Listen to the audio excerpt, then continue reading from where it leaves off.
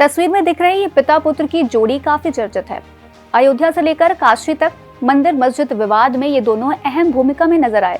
हाल ही में इन्होंने social media पर राष्ट्रपति से मांग की है कि संसद सदस्य के रूप में असदुद्दीन ओवैसी की सदस्यता रद्द की जाए। इसके लिए उन्होंने संविधान के अनुच्छेद 102 और 103 का हवाला दिया है।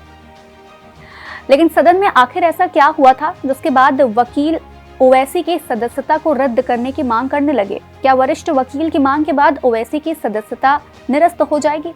ये पूरा विवाद आखिर क्या है और इस मामले पर कानून क्या कहता है, जानेंगे आज के इस वीडियो में। पहले वरिष्ठ वकील हरिशंकर जैन का ये वीडियो देखिए।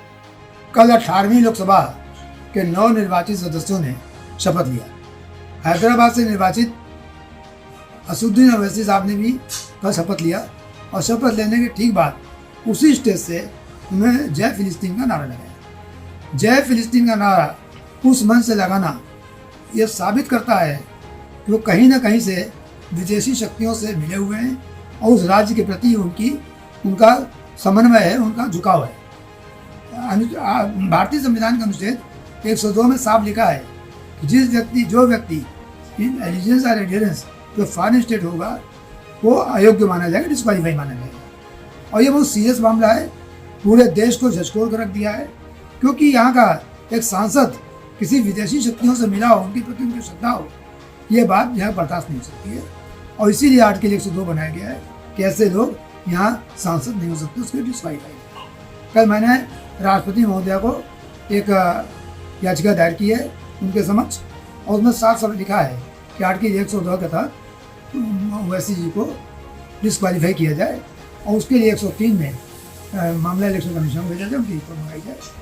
और मामला इस समय माननीय राष्ट्रपति महोदया के पास विचाराधीन है और मुझे पूरी उम्मीद है कि सारी सुनवाई के बाद अंत में ये बात निकल कर सामने आएगी कि फिलिस्तीन का नारा लगाना आर्टिकल 102 का उल्लंघन है और वो एक सांसद को डिस्क्वालीफाई बनाता है, अयोग्य बनाता है संसद सदस्य। क्या आप निर्वाचन आयोग के समक्ष भी अपना पक्ष रखेंगे? जी बिल्कुल, निर्वाचन आयोग बिल्कुल तय है कि नोटिस दोनों पक्षों को जारी करेगा और निर्वाचन आयोग के सामने उपस्थित होकर मैं अपना पक्ष रखूँगा और ये साबित करूँगा कि किसी भी विदेशी शक्ति के प्रति अपना झुकाव दिखाना, उनसे संबद्धता रखना, ये 102 के तहत अयोग्यता हो जाता है और आर्टिकल 102 को उल्लंघन है। और आर्टिकल 102 बनाने का पर्पज यही है कि कोई व्यक्ति, भारत में रहने वाला कोई व्यक्ति किसी विदेशी राज्य के साथ किसी प्रकार का झुकाव या उनके साथ स्नेह न रखे। दरअसल AIMIM के मुखिया और हैदराबाद से लोकसभा सांसद असदुद्दीन ओवैसी ने सांसद के रूप में शपथ लेते समय फिलिस्तीन के समर्थन में जय फिलिस्तीन का नारा लगाया था। इसके बाद से ही ये पूरा विवाद शुरू हो गया। अब संसद से उनकी सदस्यता रद्द की जाए, ऐसी मांग की जा रही है। पर सवाल ये है कि क्या शपथ लेने के दौरान दूसरे देश का नाम लेना गलत है? अभी तक सांसद के तौर पर सदस्यता लेते हुए सभी अपने ही देश की बात करते हुए नजर आते हैं। हालांकि ये पहला मामला है जब किसी लीडर ने इस दौरान दूसरे देश का नारा लगाया है। ऐसा करना गलत है या सही, इसके लिए संविधान के अनुच्छेद 102 का जिक्र किया जा रहा है। विपक्षी दल का कहना है कि लोकसभा सदस्यता लेते समय किसी देश की हिमायत करना गलत है। इस आधार पर मेंबरशिप रद्द हो सकती है। अनुच्छेद 102 की बात करें तो ये संसद सदस्यता के लिए अयोग्यता से संबंधित है। ये कई आधारों पर सदस्य को अयोग्य घोषित कर सकता है, जिसमें सबसे पहला है अनैतिक आचरण। यदि किसी व्यक्ति को किसी न्यायालय द्वारा भ्रष्टाचार या फिर अन्य अनैतिक आचरण का दोषी ठहराया जाता है तो उसे संसद सदस्यता के लिए अयोग्य घोषित किया जा सकता है। दूसरा है आपराधिक रिकॉर्ड। यदि किसी व्यक्ति को किसी गंभीर अपराध के लिए दोषी ठहराया जाता है तो उसे संसद सदस्यता के लिए अयोग्य घोषित किया जा सकता है। तीसरा है दिवालिया। यदि कोई व्यक्ति दिवालिया घोषित किया जाता है तो उसे भी संसद सदस्य के लिए अयोग्य घोषित किया जा सकता है। चौथा, विदेशी नागरिकता। अगर वह भारत का नागरिक नहीं है या उसने स्वेच्छा से कोई विदेशी नागरिकता प्राप्त कर ली है या किसी विदेशी राज्य के प्रति निष्ठा या फिर आस्था की किसी स्वीकृति के अधीन है तो वह संसद सदस्यता के लिए अयोग्य है। पांचवा, मनोवैज्ञानिक अक्षमता। यदि कोई व्यक्ति मानसिक रूप से अक्षम घोषित किया जाता है तो वह संसद सदस्यता के लिए अयोग्य है।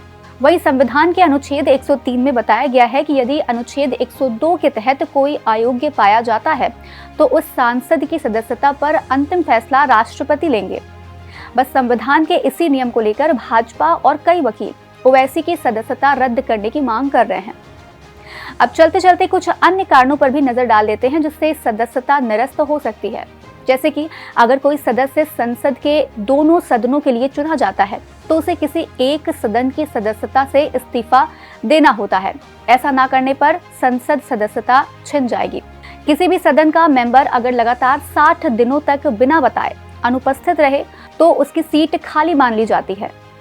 धारा 102 के क्लॉज 1A के तहत सांसदों और अनुच्छेद 191 के क्लॉज 1 के तहत विधानसभा सदस्यों के ऐसे पद लेने पर मनाही है जहां वेतन, भत्ते या किसी दूसरी तरह का सरकारी फायदा मिलता हो।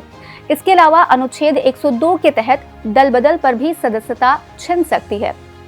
हालांकि इसमें कुछ रियायतें होती हैं। तो बस आज कार्यक्रम में इतना ही। हम फिर मिलेंगे कुछ नई जानकारी के साथ। तब तक के लिए हमें दीजिए इजाजत। नमस्कार।